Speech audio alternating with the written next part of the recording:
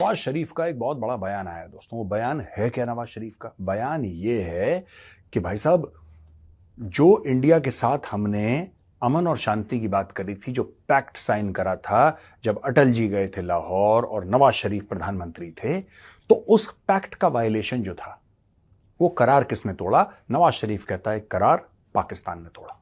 ये कहते गलती हमारी थी।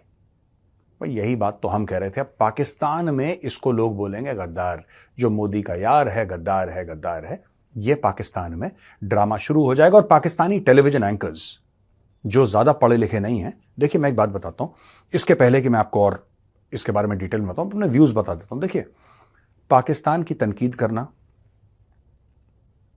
पाकिस्तान को रोज बुरा भला कहना, ये मैं खुद करता हूं। और मैं पाकिस्तानी टीवी एंकर से यह उम्मीद नहीं रखता कि वो भारत के लिए अच्छा बोले। नहीं, मैं मानता हूं कि आप दुश्मन देश हैं, मैं कबूल करता हूं आप दुश्मन देश हैं, और जाहिर सी बात है कि जो भारत के बारे में आप बोलेंगे अच्छा नहीं बोलेंगे। मैं आपसे उम्मीद भी नहीं रखता, भारत में कोई और भी उम्मीद नहीं रखता कि आप भारत के लिए अच्छा बोलें। मत बोलिए, क्योंकि हमारे लिए अच्छा बोलने के लिए भी एक स्टैंडर्ड चाहिए, ये मैं कह रहा हूं। लेकिन मेरी एक और बात है इसमें कि आप लोग जब भारत की तनकीद करते हैं, थोड़ा सा पढ़ लिख लिया करिए। आप लोग पढ़े लिखे नहीं हैं, आपका एजुकेशन बहुत खराब है। खासतौर से पाकिस्तानी टेलीविजन एंकर्स एक दो ढंग के हैं, बाकी सब ऐसे ही हैं, छपरी टाइप के, किसी मतलब के नहीं है, ये कुछ भी बोलते हैं।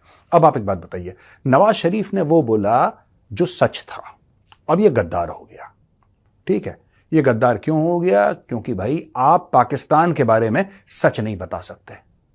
इन्होंने अपने बच्चों को भी झूठ की घुट्टी खिलाई है कि पाकिस्तान कैसे बना, पाकिस्तान के लिए कितनी कुर्बानियां दी, और हमारे बड़े बुजुर्गों ने किसी ने कोई कुर्बानी नहीं दी। सब झूठ बोलते हैं।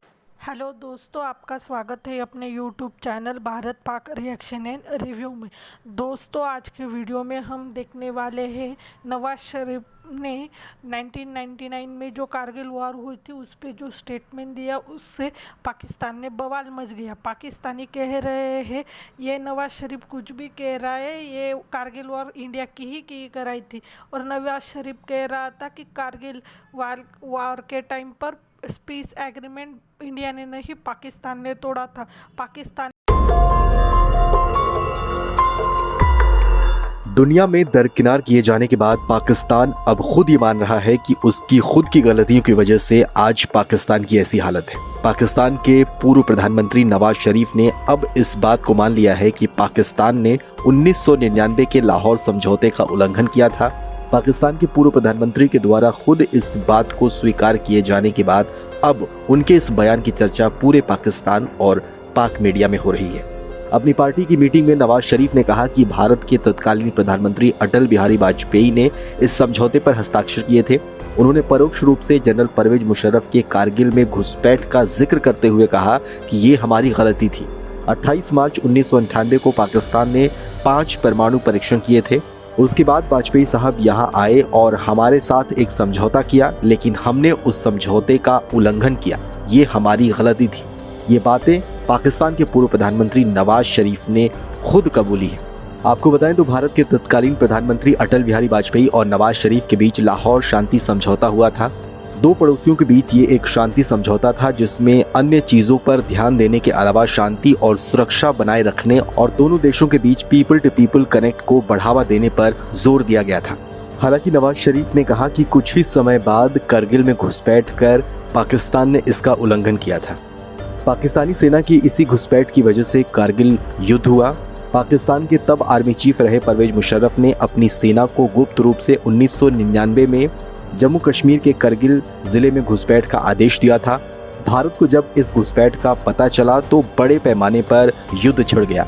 नवाज शरीफ के प्रधानमंत्री रहते हुए भारत ने युद्ध जीत लिया था। दरअसल 28 मई को पाकिस्तान ने अपने पहले परमाणु परीक्षण की 26वीं वर्षगांठ मनाई है। अपनी पार्टी पाकिस्तान मुस्लिम लीग की एक बैठक में नवाज शरीफ ने कहा कि राष्ट्रपति बिल क्लिंटन ने पाकिस्तान को परमाणु परीक्षण करने से रोकने के लिए 5 अरब अमेरिकी डॉलर की पेशकश की थी, लेकिन मैंने इसे इनकार कर दिया। उन्होंने इमरान खान को निशाने पर लेते हुए कहा कि इमरान जैसे लोग अगर मेरी सीट पर होते तो उन्होंने बिल क्लिंटन का प्रस्ताव स्वीकार कर लिया होता। आपको बताएं तो पाकिस्तान की जो इस वक्त हालत है वो पाक सरकार की खराब नीतियों, भ्रष्टाचार और आतंकवाद समर्थित नीतियों की वजह से है। ऐसे में पाकिस्तान को गर्द से निकालना मुश्किल होता जा रहा है। शायद यही वजह है कि पाकिस्तान के हुक्मरान अब खुद अपने फैसलों को लेकर पछता रहे हैं। और कैसे वजूद कबूल करता है कोई देश दूसरे देश का यार? मुझे तो आज तक ये समझ में नहीं आया। ये इनका गाना, खैर इनकी ये शिकायत दूर भी कर दें और इनके बीच में और हमारे बीच में नॉर्मल हालात हो जाएं। अटल जी गए, आपको पता होगा, बस लेकर गए अमृतसर से लाहौर चल के अटल जी गए और वहां पे बड़ा स्वागत हुआ। ये गए मीनार पाकिस्तान। मीनार पाकिस्तान वो जगह है जहां से पाकिस्तान बनेगा इसका आह्वान किया गया था। तो पाकिस्तानियों के लिए एक बड़ी, जिसको कहते हैं ना कि बड़ी एक इंपॉर्टेंट जगह है मीनार पाकिस्तान। और ये मीनार पाकिस्तान जो है ये लाहौर में है। अटल जी वहां पे गए, यानी कि जहां से पाकिस्तान, जहां से भारत को टुकड़े करने की, जहां पे ऐलान करा गया था, वहां पे भारत के प्रधानमंत्री जो कि राष्ट्रीय स्वयंसेवक संघ के थे, वो वहां पे गए। और क्या चाहते हो तुम भूखे लोगों, और क्या चाहते हो? और आपको एक बात पता है, जब अटल जी वहां से गए तो जमाते इस्लामी के वर्कर वहां पे आए और गुलाब जल से इन्होंने पूरी इमारत धोई कि भाई यहां पे काफिर आया था, ये गंदी हो गई है, यहां पे काफिर आया है, ये गंदी हो गई है, तो इसको हमें साफ करना है। और जब वो लाहौर में, इस्लामाबाद में घूम रहे थे और सबसे मिल रहे थे और अमन शांति की अटल जी बात कर रहे थे, दिल से ना, दिल से गए थे वो। उन्होंने बोला कोई बात नहीं यार, जो हुआ हुआ छोड़ो, आगे बढ़ते हैं। तब पाकिस्तानी आर्मी चीफ परवेज मुशर्रफ कारगिल पे चढ़ा रहा था लोगों को। 527 हमारे भाई वीरगति को प्राप्त हुए। पाकिस्तान ने हमारी पीठ पे खंजर उतारा, उन्होंने करार तोड़ा। इसी की बात कर रहा है नवाज शरीफ। अब ये गद्दार बन जाएगा, अब ये बन जाएगा गद्दार कि ये गद्दार है, गद्दार है। ये अब ये स्टोरी शुरू हो जाएगी यहां से कि ये गद्दार है। सच जानने की कोई कोशिश नहीं करेगा पाकिस्तानी, क्योंकि सच से इस कौम को पता नहीं कोई एलर्जी है। पाकिस्तानियों को सच बोल दो ना, उनको पता नहीं क्या ये बॉयल्स होते हैं ना, जो होता है ना शरीर में, रैश वैश होना शुरू हो जाती है, कुछ पता नहीं, कुछ रिएक्शन हो जाता है इनका। इनको कोई भी सच बोल दो, इनको 1965 का सच बता दो, ये पागल, क्योंकि इन्होंने पढ़ा कुछ और है। इन्होंने पढ़ा ये है कि हम सब लोग तो अमन पसंद कौम थे पाकिस्तानी, हम तो कभी किसी के ऊपर हमला करते नहीं, हमने कुछ करा नहीं। हम, पता नहीं इंडिया को एक दिन क्या हुआ यार, पता नहीं क्या हो गया इंडिया को।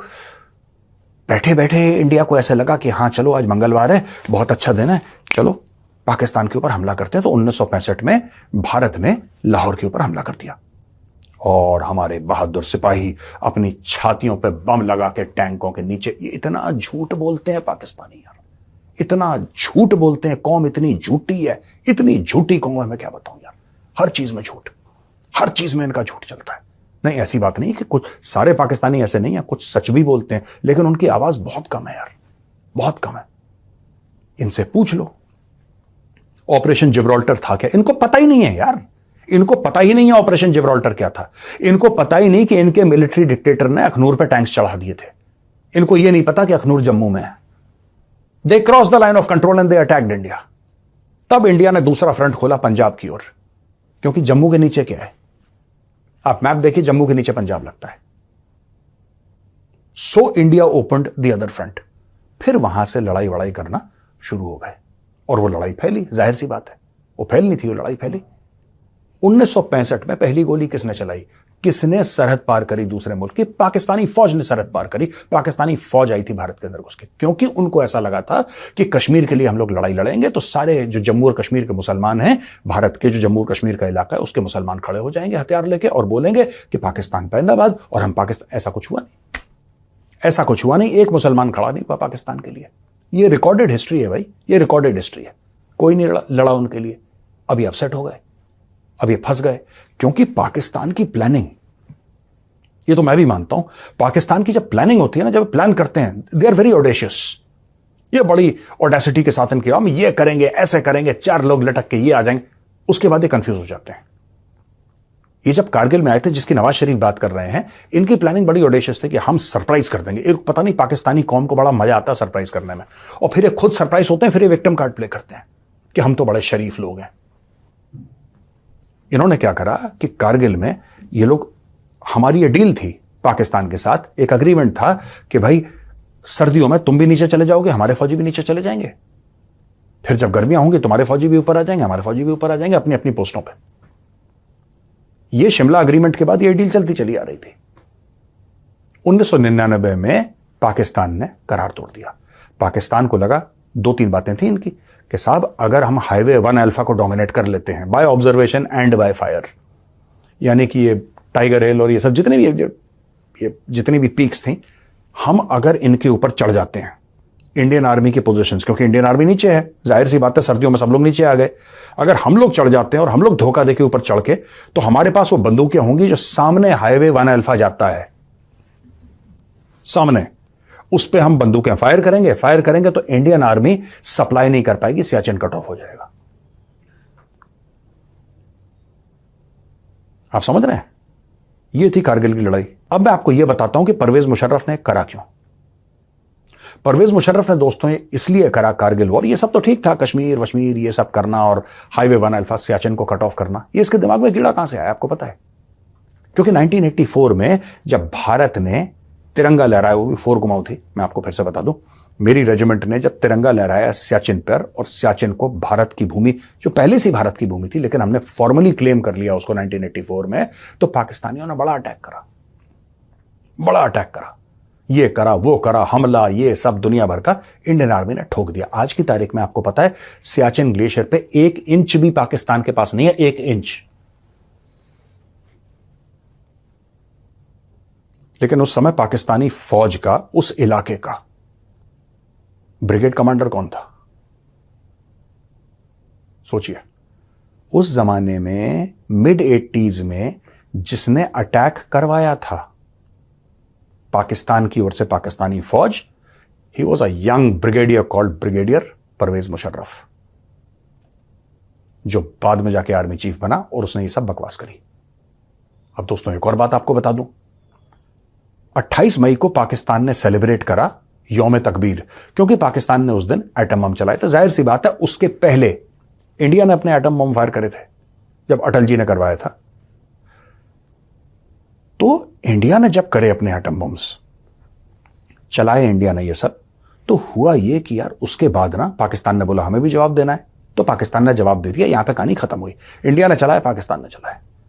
वो दिन है और आज का दिन है, इन्होंने नाम भी दे दिया यौम तकबीर, उसकी ब्रांडिंग भी कर दी, और हर साल ये बावले पागल हो जाते हैं यौम तकबीर। अरे हो गया, खत्म करो यार, आगे बढ़ो। हर एक पाकिस्तानी इसी में अटका हुआ है कि हम लोग न्यूक्लियर पावर हैं।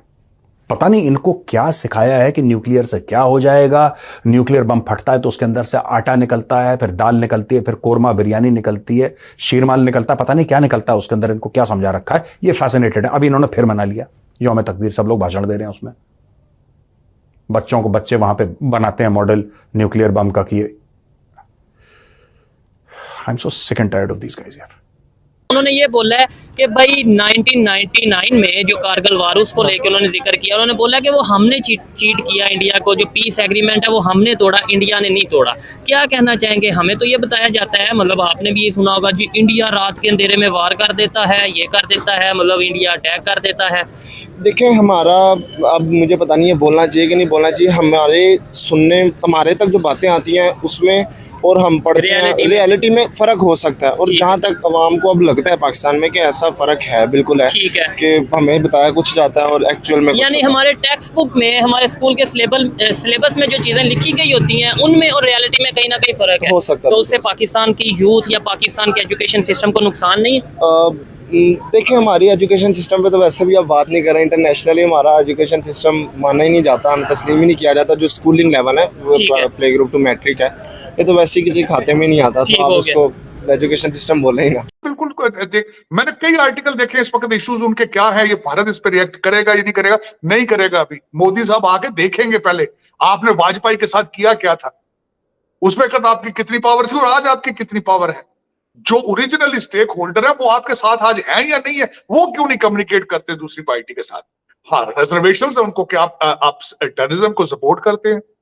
आपने क्लैरिफिकेशन उसके बारे में दी है? मियां नवाज शरीफ साहब को ये बात करनी चाहिए थी इसी तकरीर के अंदर कि हम उनको क्लैरिफाई करेंगे, उनको तसल्ली देंगे कि हम स्टेट इज नॉट इन्वॉल्व्ड, मैं ये नहीं कह रहा, क्योंकि आपके तो कंट्री आपके खुद कंट्रोल में नहीं है। आपके ऊपर तो अभी परसों फिर आपके ऊपर अटैक हुआ अफगानिस्तान से, जिसमें आपके सिपाही मारे गए हैं। आपके कंट्री में तो आपका कंट्रोल कोई नहीं है। लेकिन बताए ना उनको कि state is not doing it and our hands are clean. हम प्रॉक्सीज नहीं पैदा कर रहे हैं मजीद, आप करते रहे हैं माजी के अंदर।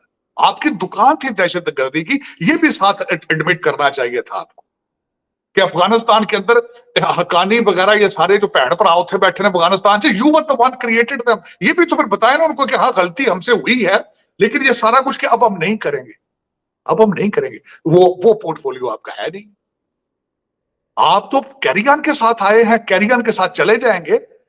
जो परमानेंट लोग बैठे हैं उनसे कहें कि बात करें। मैं बिल्कुल चिमा साहब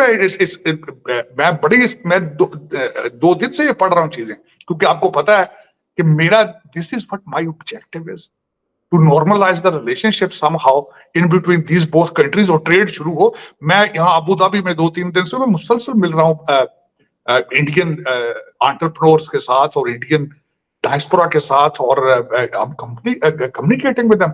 हर एक ये कहता है, एग्री करता है कि ट्रेड होना चाहिए। ट्रेड के साथ चीजें नॉर्मलाइज हो जाएंगी, मसाइल हल हो जाएंगे Aahista Aahista, slowly and gradually. लेकिन दूसरी तरफ से जो उनके तहफ्फुज़ात हैं उनका भी ख्याल, वो कौन जवाब देगा? आप ये सिर्फ आपके admission of the mistake of Vajpayee साहब, और उस वक्त भी you were not the party to begin with it. आपने उस वक्त कारगिल शुरू किया था मियां साहब, you were not the one. The people those have originally said this, or people those are originally have control over the borders, they are the one people those are जिनको दूसरी तरफ से देखिए इस वक्त मैं एक बात कर रहा हूं, मोदी साहब को और डॉक्टर जयशंकर साहब आपको नहीं कह रहे कि आप दहशतगर्दी को प्रमोट कर रहे हैं। They are not, you are not party in it. You are not party in it. तो नवाज शरीफ साहब ओरिजिनली आपके कहने से कुछ नहीं होता। हाँ, एक पॉलिटिकल स्टेटमेंट है। इस वक्त कयास राइयां हो रही हैं कि may be Nawaz Sharif he will be becoming a next prime minister again. उन्होंने बोला कि जो कारगिल 99 में कारगिल वार हुई, उन्होंने बोला कि हमने जो उनसे पीस एग्रीमेंट तोड़ा, यानी कि हमने धोखा दिया, अदरवाइज इंडिया की तरफ से ऐसा नहीं था हुआ। क्या कहना चाहेंगे? हमें तो हमेशा ये बताया जाता है दुश्मन यानी इंडिया ने, दुश्मन ने रात को वार कर दिया, पीठ पे वार कर दिया, वो हिंदू हैं वो ऐसे कर देते हैं, लेकिन नवाज शरीफ साहब खुद मान रहे हैं कि वो एग्रीमेंट हमने तोड़ा।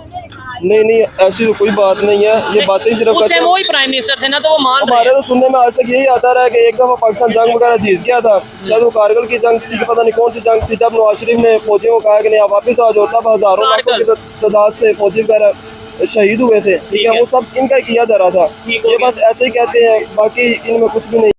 दोस्तों, पाकिस्तानी कह रहे हैं कि नवाज शरीफ को फिर से प्राइम मिनिस्टर बनना है, इसलिए नवाज शरीफ ऐसे बातें कर रहा है। और नवाज शरीफ पर यह भी आरोप लगाते हैं कि नवाज शरीफ को हमेशा इंडिया का ही लेना देना होता है, नवाज शरीफ असली में इंडिया के लिए काम करता है, ऐसा तक पाकिस्तानी कहते हैं।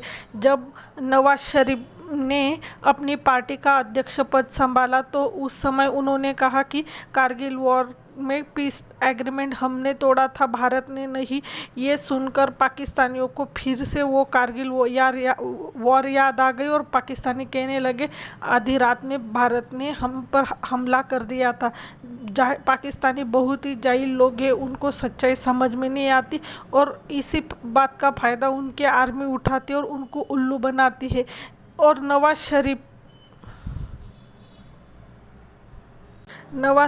शरीफ के कहने पर गौरव आर्या भारतीय दूसरे भी यूट्यूबर्स न्यूज़ चैनल में न्यूज़ चल रही है कि आखिर 25 साल बाद पाकिस्तान ने अपनी गलती मानी और अपनी गलती का प्रायश्चित करने की कोशिश कर रहा है। और कुछ लोग कह रहे हैं पाकिस्तान को भारत के साथ ट्रेड करनी, इसलिए यह नौटंकी कर रहा है। आज के लिए बस इतना ही। अगर आप हमसे जुड़ा रहना चाहते कृपया हमारे चैनल को लाइक करें, सब्सक्राइब करें, शेयर करें। जय हिंद, जय भारत।